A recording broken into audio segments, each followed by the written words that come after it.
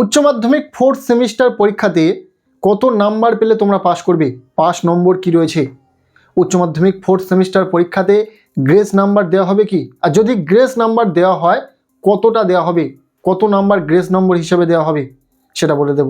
পাশাপাশি তোমাদের আরও 5টি গুরুত্বপূর্ণ প্রশ্নের অ্যান্সার করব আজকের এই ভিডিওতে। যে সমস্ত প্রশ্ন তোমাদের মধ্যে অধিকাংশ ছাত্রছাত্রীরা জানতে চেয়েছে, আমরা সম্পূর্ণ বোর্ডের রুলস এবং গাইডলাইন অনুযায়ী সমস্তটাই শেয়ার করব। এবছর 4th সেমিস্টার পরীক্ষা দেওয়া সকল ছাত্রছাত্রীরা কি পাস করে যাবে? পাস নাম্বার কি রয়েছে? গ্রেস নাম্বার কত দেওয়া হবে? অর্থাৎ কোনো স্টুডেন্ট যদি কোনো একটা সাবজেক্টে ফেল করার পর্যায়ে পড়ে যায়, 2-1 নাম্বার কম পাবে বলে ভাবে, সেক্ষেত্রে সেই স্টুডেন্ট কি পাস করবে? আর বাংলা ইংরাজি যেহেতু কম্পালসারি ল্যাঙ্গুয়েজ সাবজেক্ট, তো বাংলা ইংরাজিতে কি কম্পালসারি তোমাদেরকে পাস করতেই হবে? যদি ফেল করার সম্ভাবনা তৈরি হয় সেক্ষেত্রে কি তোমাকে পাস করিয়ে দেওয়া হবে? উত্তরটা কি? অনেকে রয়েছে কোনো একটি পরীক্ষা একটু খারাপ মানের হয়ে গেছে, বাকি পরীক্ষা ভালো হয়েছে, কিন্তু একটা পরীক্ষা কোনো কারণবশত একটু খারাপ হয়ে গেছে তুলনামূলক অন্য পরীক্ষার থেকে, সেক্ষেত্রে সেই সাবজেক্টে কি গ্রেস নাম্বার দিয়ে পাস করিয়ে দেওয়া হবে? কতটা কম পেলে তোমাকে গ্রেস নাম্বার দেওয়া হবে এবং পাস করিয়ে দেওয়া হবে? এই পুরো বিষয়টা সম্পূর্ণরূপে শেয়ার করে দেবো। আর ধরো কোনো একটি স্টুডেন্ট 3rd সেমিস্টার পরীক্ষাতে কোনো একটি বিষয়ে ফেল করেছিল বা ব্যাক এসেছিল, সেক্ষেত্রে সেই স্টুডেন্ট 4th সেমিস্টারে সাপ্লিমেন্টারি পরীক্ষার মাধ্যমে সেই বিষয়ে পরীক্ষাটি দিয়েছে, তারপরেও যদি সেই স্টুডেন্ট আবারও সেই বিষয়ে ফেল করে, সাপ্লিমেন্টারি পরীক্ষাতে ফেল করে, সেক্ষেত্রে তার বিষয়টা কি দাঁড়াবে? বোর্ডের রুলস এবং যে গাইডলাইন সেখানে কি বলা হচ্ছে এই বিষয়ে। এর পাশাপাশি যারা 4th সেমিস্টার পরীক্ষাতে ফেল করে যাবে কোনো কারণবশত, তো সেক্ষেত্রে তাদের পরবর্তী পরীক্ষা কবে নেওয়া হবে বা তারা কবে পরীক্ষা দিতে পারে, এই সমস্ত বিষয়টা শেয়ার করছি এই একটা ভিডিওতে। তোমরা এই সমস্ত প্রশ্নের উত্তর পেয়ে যাবে। একদম প্রথম থেকেই শুরু করি।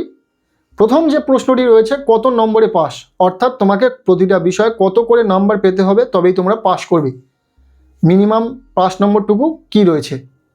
দেখো, তোমাদের দু ধরনের সাবজেক্ট রয়েছে, একটা হচ্ছে ল্যাব বেসড সাবজেক্ট এবং একটা হচ্ছে নন ল্যাব বেসড সাবজেক্ট।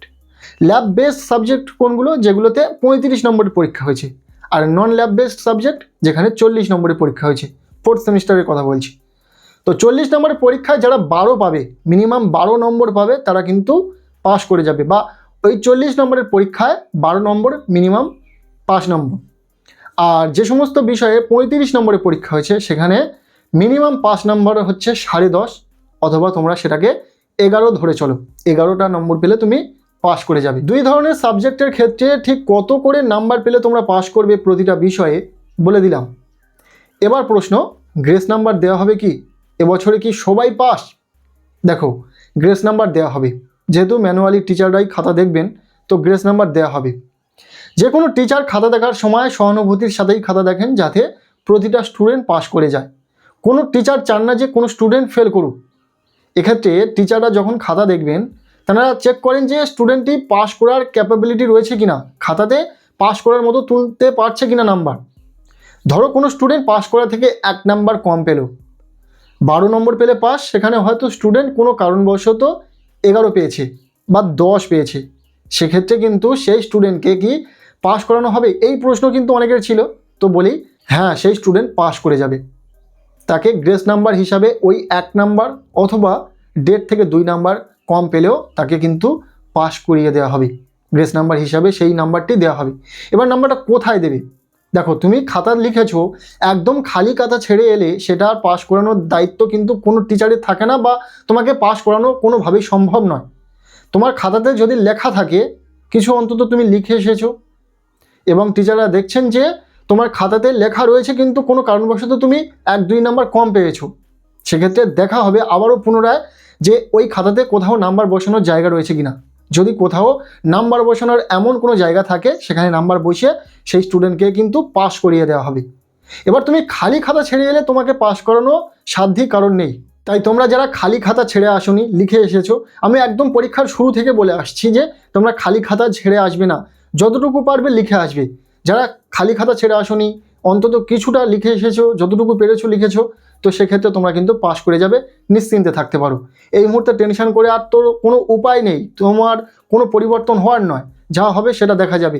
তার থেকে বড় কথা, তোমরা পাস করে যাবে, এটুকু মাথায় রেখো। তো কোনো চিন্তা করার বিষয় নেই, একদম নিশ্চিন্তে থাকতে পারো। এবার প্রশ্ন হলো, স্টুডেন্টকে কি বাংলা ইংরেজিতে অবশ্যই করে পাস করতে হবে? এর উত্তরটা হলো হ্যাঁ, তোমাকে বাংলা ইংরেজিতে পাস করতেই হবে। এই দুটি ল্যাঙ্গুয়েজ সাবজেক্ট এবং এটা কম্পালসারি, তোমাকে ইংরাজি এবং বাংলাতে পাস করতেই হবে। আর বাকি যে 4টি সাবজেক্ট তোমার থাকবে তার মধ্যে থেকে যদি কোনো একটি সাবজেক্টে ফেল হয়ে যাও কম নাম্বার পাওয়ার কারণে, তো সেক্ষেত্রে সেই সাবজেক্টটি বাদ গিয়ে তোমার বাকি সাবজেক্টগুলো নিয়ে তোমার মার্কশিট তৈরি হয়ে যাবে এবং তুমি পাস হয়ে যাচ্ছ, তাতে কোনো ফারাক পড়বে না। কিন্তু বাংলা ইংরেজিতে ফেল করলে কিন্তু তুমি ফেল হয়ে যাবে। আর বাংলা ইংরেজি ছাড়াও আর যে 4টি সাবজেক্ট থাকবে সেখানে যদি কোনো কারণবশত একটিতে নাম্বার কম পাও, সেক্ষেত্রে তুমি কিন্তু আর ফেল করছো না। বাকি যে 3টি সাবজেক্ট থাকবে এবং বাংলা ইংরাজি দুটি, এই টোটাল 5টি সাবজেক্ট নিয়ে বেস্ট 5 সাবজেক্টের নাম্বার ক্যালকুলেট হবে এবং তুমি পাস বলে বিবেচিত হবে, তোমার মার্কশিট রেডি হয়ে যাবে। এই হচ্ছে পুরো বিষয়। এবার অনেকের প্রশ্ন থাকে, আমার 4th সাবজেক্ট তাহলে কোনটা? বাংলা ইংরাজিতে আমাকে পাস করতেই হচ্ছে, বাকি যে 4টি সাবজেক্ট থাকবে তার মধ্যে থেকে আমার 4th সাবজেক্ট কোনটা হবে? আমি নিজে যেটাকে 4th সাবজেক্ট হিসাবে চুজ করেছি সেটাই কি 4th সাবজেক্ট? একদমই নয়। তুমি যেটাতে কম নাম্বার পাবে সেটাই তোমার 4th সাবজেক্ট। তুমি যে সাবজেক্টে কম নাম্বার পাবে সেই সাবজেক্টটি বাদ দিয়ে বাকি 5টি সাবজেক্টের ওপর তোমাকে বেস্ট 5-এর ওপর কিন্তু তোমার নাম্বার অ্যাড হবে মার্কশিটে, সেটাই হবে তোমার টোটাল মার্কস। এবং যেটাতে তুমি কম নাম্বার পাবে সেটাই তোমার 4th সাবজেক্ট হয়ে যাবে। মার্কশিটে তো উল্লেখ থাকবে, তবে সেই নাম্বারটা মার্কশিটের নাম্বারের সাথে যোগ থাকবে না। কথাটা ক্লিয়ার? এবার কথা বলি, যারা 3rd সেমিস্টার পরীক্ষাতে কোনো একটি বিষয়ে ফেল হয়ে গেছিলো বা কোনো একটি বিষয়ে ব্যাক এসেছিল, সেক্ষেত্রে সাপ্লিমেন্টারি এক্সামের মাধ্যমে 4th সেমিস্টার পরীক্ষার সাথে সেই সাবজেক্টে পরীক্ষা দিয়েছে। তো সাপ্লিমেন্টারি এক্সামে যদিও সেই বিষয়ে আবার ফেল করে, তাহলে তার উপায় কি? দেখো, সাপ্লিমেন্টারি এক্সামের মাধ্যমে যে সাবজেক্টে তুমি পরীক্ষাটা দেবে সেই সাবজেক্টেও যদি আবারও ফেল হয়ে যায়, তাহলে তোমাকে আরও 1টা বছর অপেক্ষা করতে হবে। আগামী বছর 3rd সেমিস্টারের পরীক্ষার সময় তোমাকে আবারও ওই 3rd সেমিস্টার পরীক্ষাটা দিতে হবে এবং সেখানেও যদি তুমি ফেল হয়ে যাও, তাহলে 4th সেমিস্টারে সাপ্লিমেন্টারি যে এক্সাম হবে সেখানে তোমাকে আবারও বসানো হবে। তুমি আবারও ফেল করলে এইভাবে কিন্তু চলতে থাকবে। বিষয়টা ক্লিয়ার?